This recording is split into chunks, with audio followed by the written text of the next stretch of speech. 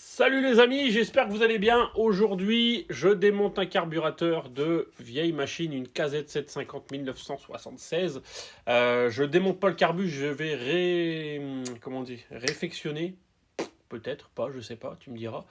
Réfectionner un carbu, donc je pars de deux carburateurs. Celui qui était sur la moto, un que j'ai récupéré d'occasion qui était pas très complet. Ça tombe bien, le mien n'était pas très complet non plus. Et du coup, avec les deux, je vais pouvoir en faire un. Je me suis acheté aussi un kit de remise en état avec tout ce qui est gigleur, joint, etc. Et puis voilà, je te montre ça.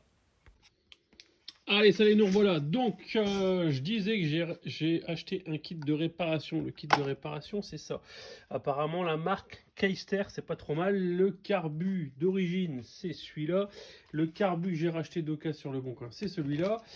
Dans le kit de réparation, il y a ça. Et là-dedans, je vais retrouver des joints, des gigleurs, les petits ressorts. J'ai déjà repéré tout. J'ai juste ce petit... Il est parti où? Petit. Il est parti où mon petit? Il est parti où mon petit? Ah, il est là. Ce petit là. Tu vois, si tu suis mon pouce, mon gros pouce là. Ça, je sais pas où ça va, mais on va on va trouver. Voilà. Allez, on va passer au démontage. Alors, nous revoilà sur les fameux carbus. Donc, je t'avais dit qu'il manquait des pièces d'une part et d'autre. Donc ici, tu vois, j'ai un petit, comment expliquer ça? Un petit raccord en métal qui permet, donc l'accélérateur, il doit être ici et qui permet d'actionner. Donc l'accélérateur, il joue là, il tire là, et là, ça me permet d'actionner les papillons derrière. Donc là. Tu vois le papillon il s'ouvre, donc les carbus je les ai pas désassemblés à 100%, mais j'ai retiré la vis de maintien, donc c'est pour ça que ça bouge. Mais en tout cas, mon câble d'accélérateur il est là, il fait bouger ça, et ça fait bouger cette partie-là, et cette partie-là, ça vient ouvrir mes papillons. Donc ça, je ne l'ai pas sur le nouveau carburateur. Ensuite, sur le nouveau carburateur, alors j'ai déjà fait l'échange, j'avais cette vis-là qui permet de laisser ouvert très légèrement les papillons. Donc je pense que ça doit jouer sur le ralenti. Je dirais pas la synchro, mais plutôt sur le ralenti. Il faut que je vérifie la synchro aussi parce que cette vis-là et cette vis-là sont différentes. Qu'est-ce que j'allais dire d'autre?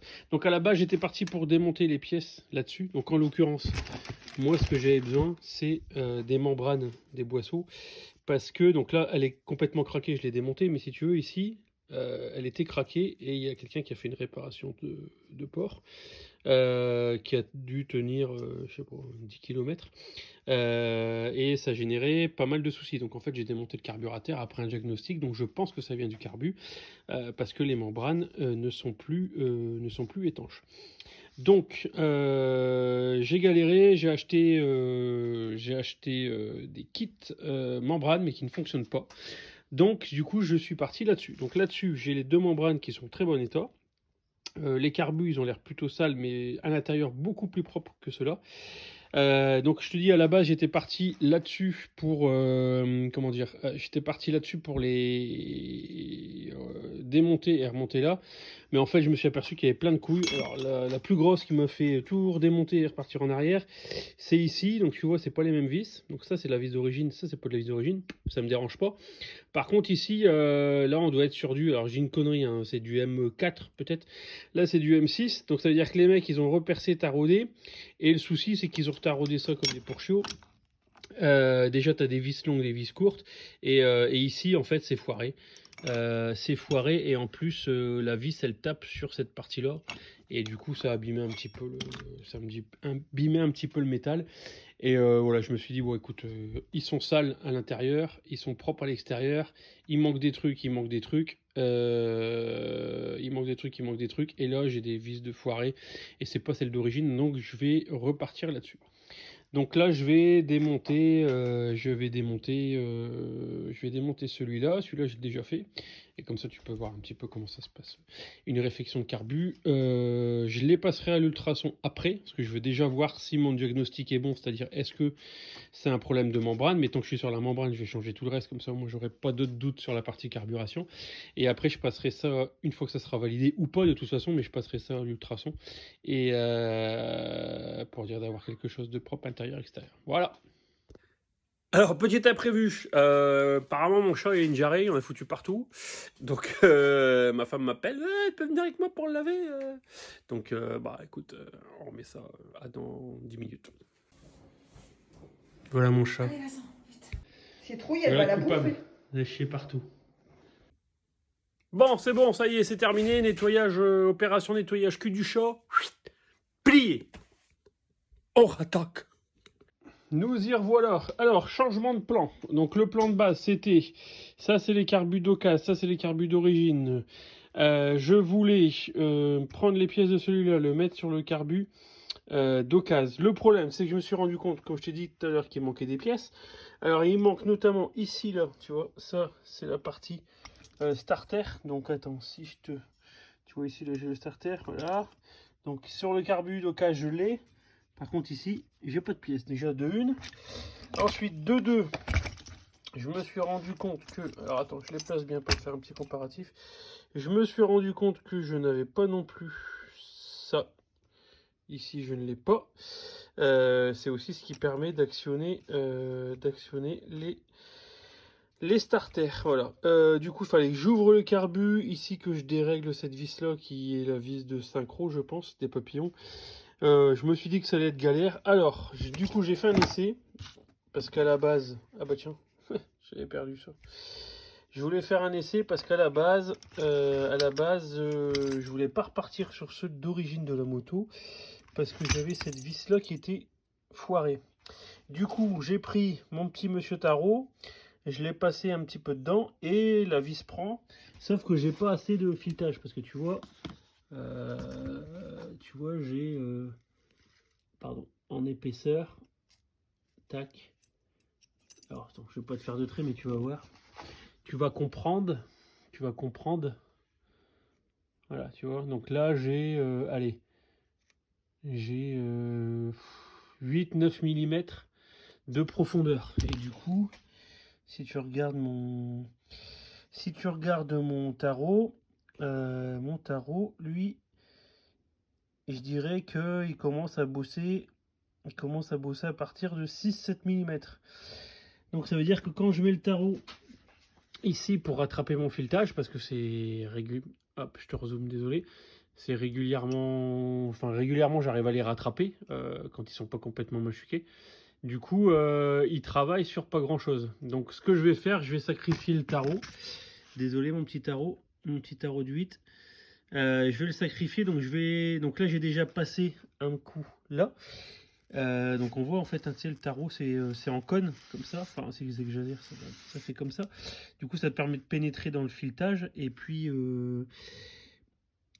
ensuite une fois que tu es arrivé ici, bah là tu commences vraiment à bien refaire le filetage. Donc moi je vais le couper ici et puis comme ça va me permettre de gagner les 8-9 mm pour dire que je puisse refaire mon tarot complet et qu'enfin ça puisse serrer correctement. Voilà, allez, je vais te filmer ça. Bah écoute, on va faire ça petit coup de meule et puis on va ébavurer proprement. C'est parti. Ouais, avant de couper, je voulais juste te montrer un filetage que j'ai réussi à rattraper. Donc ça, c'est ma meule Makita sur batterie 18 volts. Donc ici, tu as une poignée que tu peux mettre soit là, soit là. Ici, la poignée, elle avait le filetage, il était bouffé. Donc j'ai fait le même principe que ce que je t'ai expliqué précédemment. Du coup, j'ai mis un coup de tarot là-dedans. Je sais pas si tu viens voir, bah, je me suis changé parce que là, ça va être un peu plus crado. Et puis mon beau polo, j'ai envie de le garder encore un peu de temps. Et du coup, alors je me baisse que je sais pas si tu me vois bien. Je suis pas encore caméraman, j'ai pas de caméraman. Du coup, bah là, tu vois, ça, le fait d'avoir repassé un coup de tarot à l'intérieur, et ben ça marche nickel.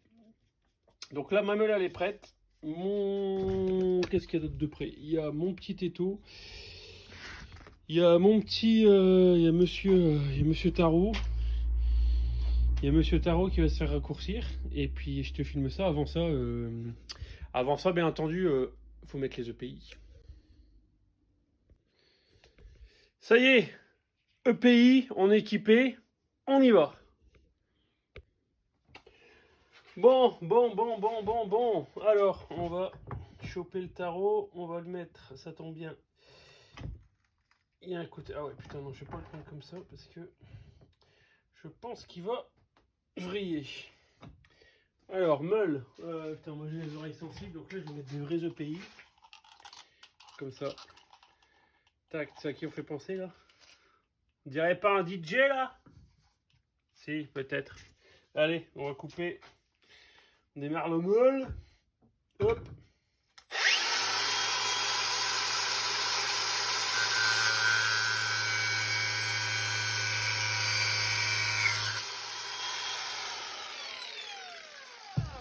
Et voilà, allez, viens voir mon copain. Tac. Petite mise au point. Et en plus, franchement, les bavurages, il n'est pas dégueu. Les bavurages n'est pas dégueu. Attends, est-ce qu'il est dégueu? Oui, il est bien. Oh.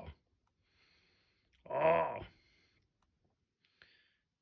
Bon, bref. Je pense même que j'ai pas trop bien y retoucher. C'est bien.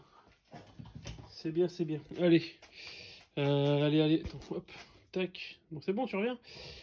Voilà. Allez, bon, bah c'est coupé. Maintenant, je vais le repasser. Donc, je vais te montrer ça. Vite fait, quoi. Je te mets bien.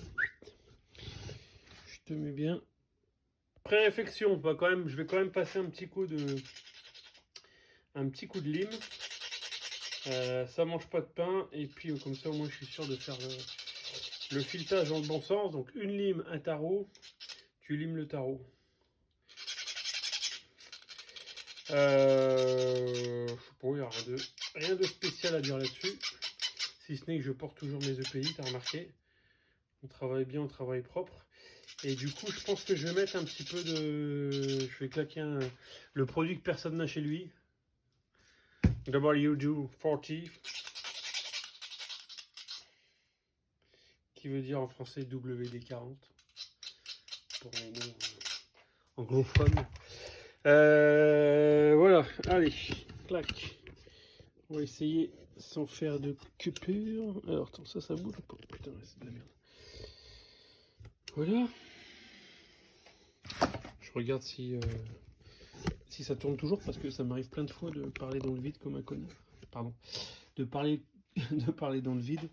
Parce que je me rends compte au bout de quelques minutes que la caméra n'a pas démarré. Alors, est-ce que tu vois Ketkos, comme on dit chez moi? Voilà. Donc ça se passe ici. Voilà. Donc là, moi, il faut que je retape ce filetage là. Et puis voilà. Allez. Donc pour le filetage, je sais pas comment ça s'appelle, mais en gros c'est un porte-tarot. Peut-être même soit je l'invente, soit. Donc le porte-tarot. En fait, le tarot ici, t'as décidément cette mise au point. Voilà, t'as un carré. Ici, si tu serres, ça fait la forme d'un carré. Du coup, attends, c'est pas évident de.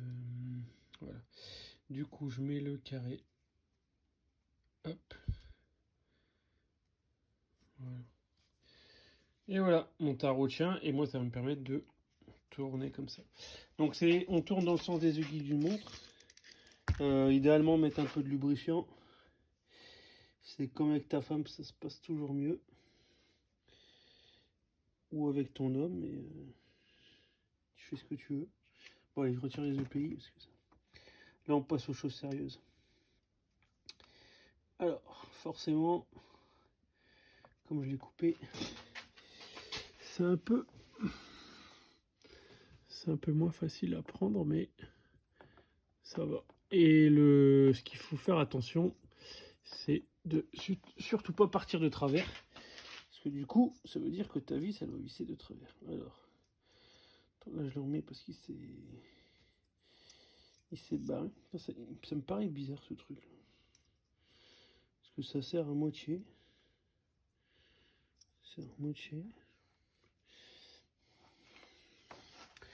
Alors, là en tout cas, ça me paraît pas mal. Attends, je te fais ça.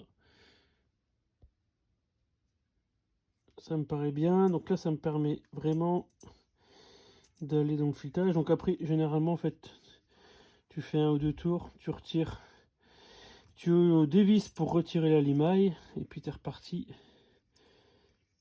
Voilà, donc là, je vois que je suis arrivé en bas. Tu vois, attends si j'arrive à zoomer. Hop. Voilà.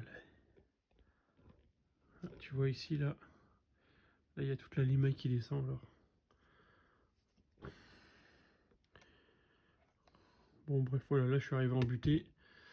Donc maintenant je vais le... Attends, je te dézoome. Hop. Je suis arrivé en butée. Voilà, du coup je fais marche arrière.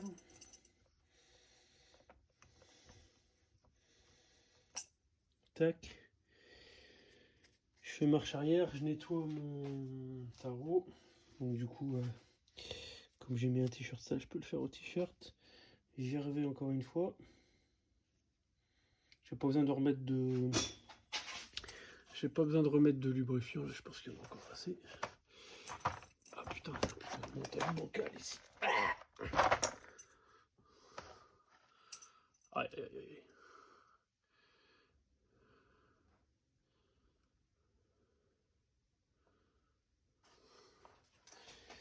Alors, est-ce que le deuxième passage, ça va aller mieux? C'est pas trop mal. Voilà. Donc là, je suis bien embuté, donc je peux pas aller plus loin. Donc là, je le desserre. Je vais te montrer un petit peu l'intérieur. Hop. Alors, l'intérieur. Donc tu vois, là, enfin, c'est pas très clair à sur la vidéo, mais en fait, il y a plein de limailles. Il y a plein de petits morceaux de limaille. Voilà, des petits morceaux qu'on retrouve en dessous. Donc je vais passer un coup de soufflette dedans. Et puis on sera bon. Avant ça, je me rends compte que je t'ai peut-être pas dit où est-ce que j'avais... dans quoi on a ce genre de matériel, donc c'est-à-dire les tarots. Alors, on a ça. Moi, j'ai acheté un petit coffret. Alors ça se trouve... je crois que j'avais acheté ça dans un brico-dépôt. Donc Bricoman, brico-dépôt, Leroy Merlin, il y a ce qu'il faut. Donc là, tu as tous les tarots avec toutes les tailles dessus. Donc M6, M8, etc. Celui-là, il est bien. Celui-là, il est bien parce que après j'ai un autre coffret plus gros avec plus de dimensions. Par contre, ce qui est con, c'est que j'ai pas ce petit appareil de mesure. Donc ça, en fait, ça permet de... Alors, attends. Ça, c'est hyper important. C'est même la base de tout. Ça, en fait, c'est des empreintes de filetage. Et du coup, alors, je t'en prends un plus. Attends, je vais prendre celui de ma vis. Donc ça, c'est la vis qu'il y avait d'origine. Tu vois. Je sais que c'est du 0,8. Donc en fait, je vais prendre ici, si j'arrive à faire une mise au point. Tu vois, ici, c'est marqué 0,7, 0,7, 0,75, 2,7, je sais pas ce qu'il fout là. Donc, c'est pas là-dessus, vu que moi, je sais que c'est du 0,8. Je sais que c'est du 0,8. Alors, 0,9... ça, c'est du 1, 1,25. Ah bah merde, il est où 0,8? 0,5, 0,6, 0,7. Ah, il est là, 0,8. Voilà, donc en gros, si je prends... Allez, je vais prendre le 0,7, comme ça. Si je prends le 0,7, tu vois, je pose ma vis dessus. Tu vois, on voit qu'il y a... C'est pas... Ça correspond pas bien, quoi. Si je prends mon 0,8, par contre... Si je prends mon 0,8... On voit que ça, bon, tu vois pas trop bien, mais on voit que ça matche bien. Donc voilà, donc petit coffret comme celui-là. Je crois que c'est peut-être 15 balles, je sais pas, mais bon, ça fait 10 ans que je l'ai, ça m'a bien sauvé la vie. Allez, à la suite. Allez, après que l'opération réhabilitation du filetage ait été faite, je vais démonter les cuves de l'ancien carbu parce que j'avais déjà préparé, donc j'avais déjà mis quelques pièces. Mais du coup, je vais devoir redémonter la cuve et les giggleurs. Alors pour ça, j'ai mon petit outil que tu commences déjà à connaître, mon petit tournevis électrique qui marche super bien. Hop, donc ça fait gagner un temps fou. Désolé pour le bruit, c'est pas... Hop. Et puis c'est un peu un truc de feignant. moi, ce qui est important, c'est que ça me fait gagner du temps. Alors, c'est pas grand-chose, mais tout cumulé, si je te cumule tout dans une journée, ça commence à faire pas mal. Alors, là, je te retire ça. Donc, moi, ce que j'ai prévu... hop.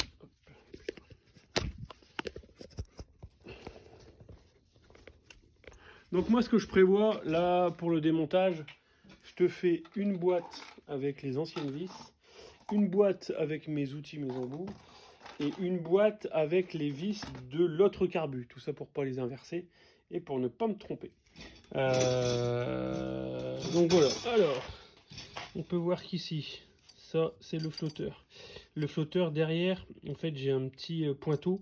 Et suivant, donc si j'ai de l'essence, le flotteur il monte, il me ferme le pointeau. Si j'ai pas assez d'essence, le flotteur descend, vu que le niveau d'essence descend. Et du coup, ça me permet de me faire rentrer de l'essence dans la cuve. Et ensuite, je vais le prendre sur celui-là, c'est exactement le même. Ensuite, ici, c'est mon... Enfin, je vais pas dire que c'est mon gigleur principal, c'est mon aspiration principale. Donc derrière, j'ai une aiguille. Quand j'accélère, l'aiguille monte, ça me fait monter plus ou moins de carburant. Ensuite, là, j'ai différentes départs d'essence, mais je ne me rappelle plus. J'ai le plan, tout ça, mais je ne me rappelle plus à quoi ça correspond exactement. Mais en tout cas, ils ont forcément une fonction. Et puis après, j'ai plein de petits trous. Donc en fait, pour les tester, c'est simple. Tu prends une soufflette. Donc tu vois donc tu prends une soufflette. Ici, j'ai un trou, deux trous. Je me demandais à quoi ça correspondait. Ici, je voyais un trou, deux trous. Donc j'ai pris la soufflette, j'ai soufflé, j'ai mis le doigt ici et j'ai vu que ce trou-là correspond avec ce trou-là. Et ce trou-là correspond avec ce trou-là. Donc ne pas faire ça dans ton trou du cul, parce que sinon je sais pas par où ça va ressortir, mais ça va être compliqué. Voilà. Allez, je te remets bien. Allez, on rattaque. Alors là, la petite cuve. Ici, donc ça, c'est la cuve qui va sur ce carbu. Ici, c'est le giggler qui se trouve, alors je sais pas son nom, mais qui se trouve ici.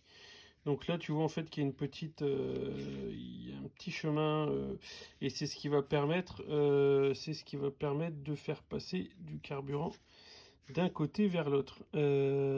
Du coup, celui-là, je vais le remplacer. Donc ça, c'est l'ancien. Donc l'ancien, je le démonte. Voilà. Donc tu vois qu'on a quand même des...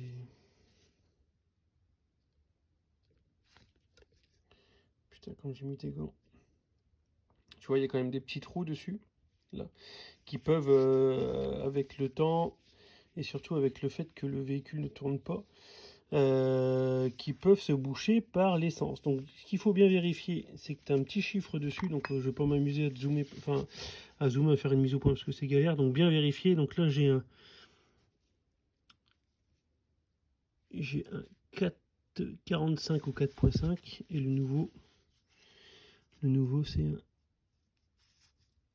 45. Alors après c'est pas écrit de la même façon. Donc c'est pas 100% de la pièce d'origine, mais bon, on m'a conseillé cette marque. Donc je mets le giggler là-dedans. Alors je sais plus trop comment ça fonctionne. Comment l'essence elle fait pour monter ici, je sais plus. Je sais plus. Bon bref. Tac. Après je vais te montrer un peu le principe de ce carbu. Enfin, le principe de fonctionnement d'un carbu avec...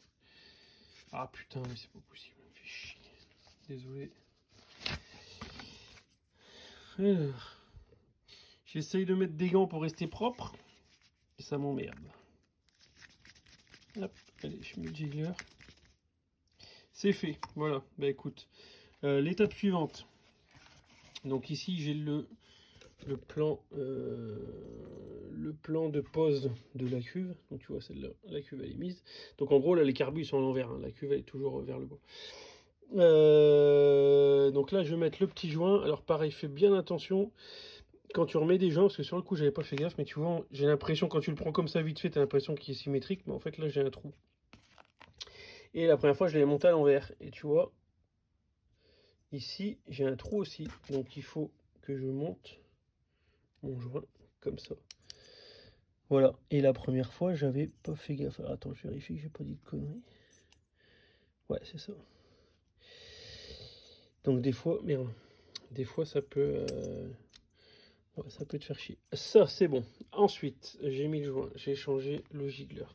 Ici, je vais changer le pointeau du flotteur. Mais ça, je vais te montrer comment ça marche. Alors, le pointeau du flotteur, comment ça marche? Donc, j'ai mon carbu qui est, ça, c'est le sens normal. Donc ici, j'ai l'aspiration d'air. Ici, j'ai ma membrane.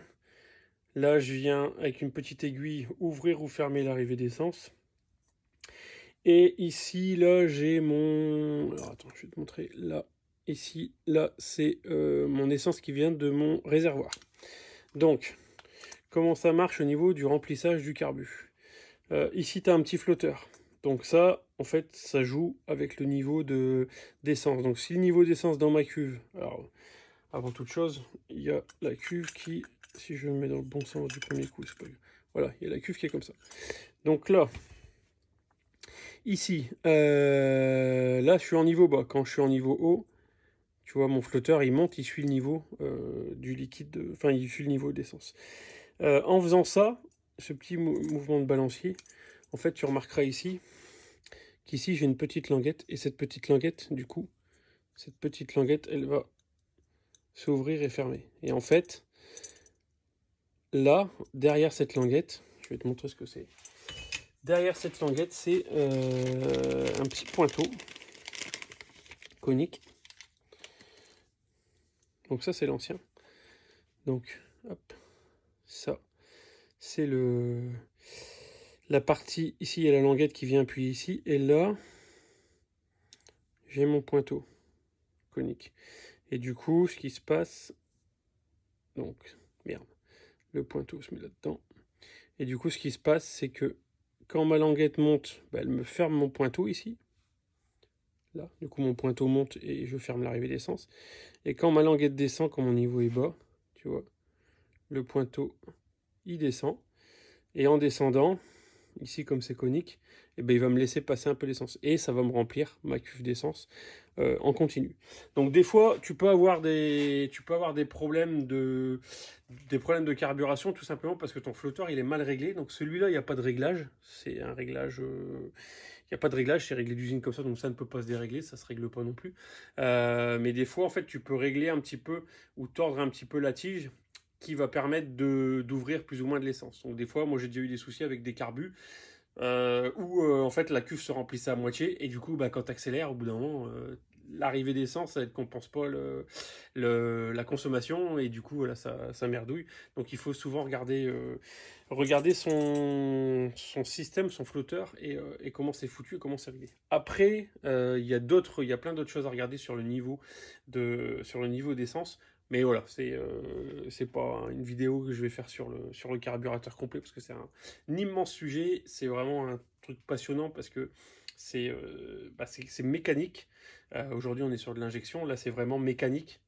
Donc, il y a des trous partout. Il y a des diaphragmes. Il y a des cônes. Il y a des venturis, des systèmes venturis.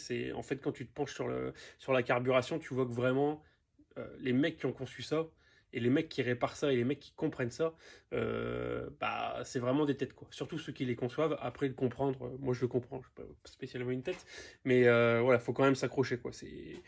Des fois, ça fait mal au crâne, mais quand tu vois le système, comment il est fait, tu te dis, c'est bien pensé, et quand tu arrives à deviner comment ça fonctionne, c'est encore mieux. Donc, je te montrerai d'autres choses aussi que j'ai découvertes.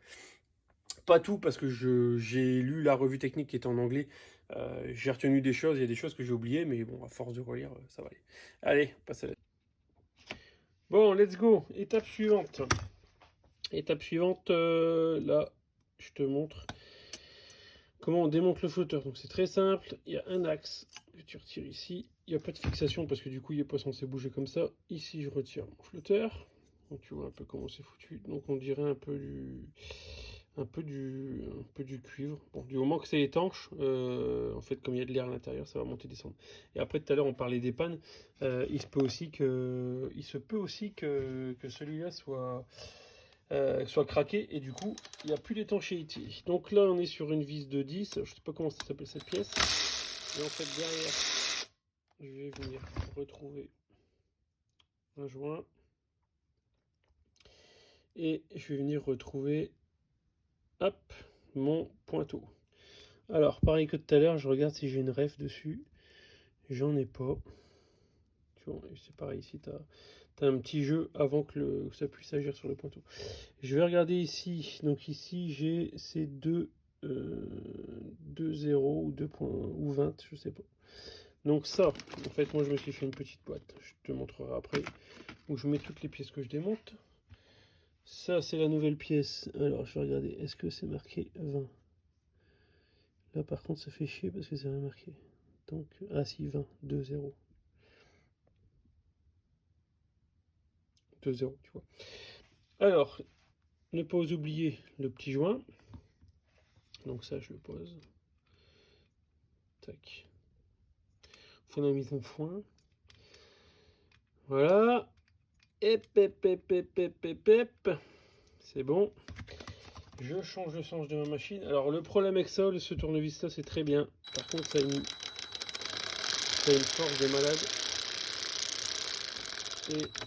Et des fois, tu foires quand même. Tu foires des choses. Alors, je vais dans ma servante, je vais choper une clé à pipe de 10 que normalement j'ai, mais forcément aujourd'hui, c'est barré. C'est pas grave, je vais choper mon petit cliquet et ça ira très bien. Alors, je te remets ici. Je récupère la douille, je mets ça sur mon cliquet. Je te mets un petit coup de serrage. Voilà, c'est bon. Comme ça, ça permet de faire étanchéité. Ensuite, je mets le pointeau. Il y a un sens, hein. Donc la partie fuselée à l'intérieur. Hop. Après, je reprends mon flotteur. Je reprends ma tige. Je te repose ça. Et voilà. Et c'est terminé pour la partie. Cuve. Donc du coup, je vais remonter la cuve. Tac. Donc cuve avec nouveau joint. Nouveau gilet. Donc ça, c'est mes petites vis. Paf, bon bref, je te passe. Ça sera peut-être accéléré. Et comme ça, ça sert à rien que je parle parce que tu entends. Ou pas. Ou pas. Donc je t'ai dit que je faisais un truc avec toutes les... Ah ouais, c'est ça qu'il faut.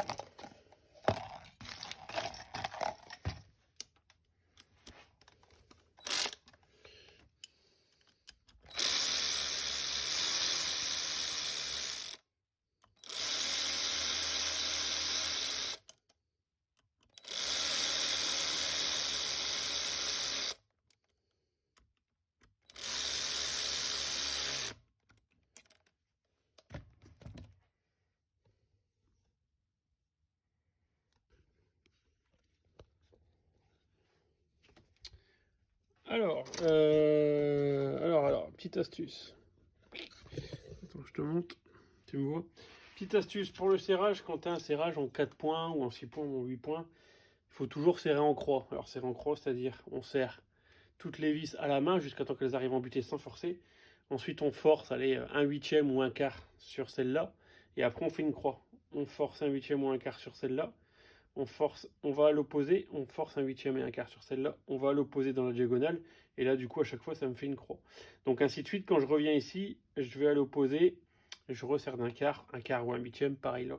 Pourquoi? Parce que si je serre trop fort d'un côté, en fait ce qui va se passer c'est que mon métal il va se tordre un peu, après je vais resserrer comme un bourrin de l'autre côté, et là ça va se cintrer, et du coup ça risque de fissurer, casser. Et en tout cas, c'est pas bon. Donc voilà, serrage en croix dans n'importe quel cas de figure, moi je fais ça. Sur tout ce qui est mécanique.